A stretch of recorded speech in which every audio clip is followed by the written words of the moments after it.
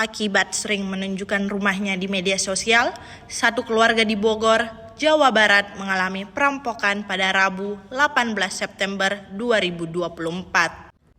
Diketahui, salah satu korban berinisial R memang sering merespon netizen dengan mengunggah video perihal rumahnya di akun TikTok pribadi.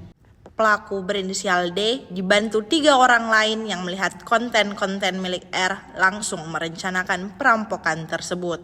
Dari kejadian itu, HS sang kepala keluarga harus kehilangan nyawanya. Istri HS yaitu R, anak berinisial A, serta N yang merupakan mertua harus turut dianiaya oleh para pelaku.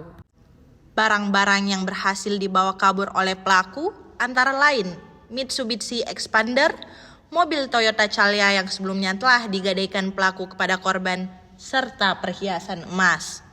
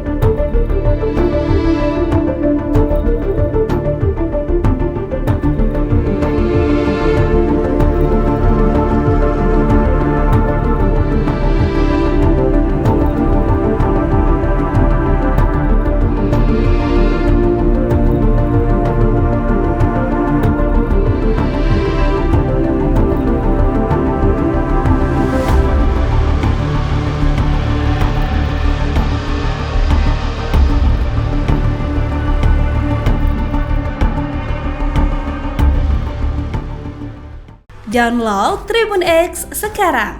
Menghadirkan lokal menjadi Indonesia.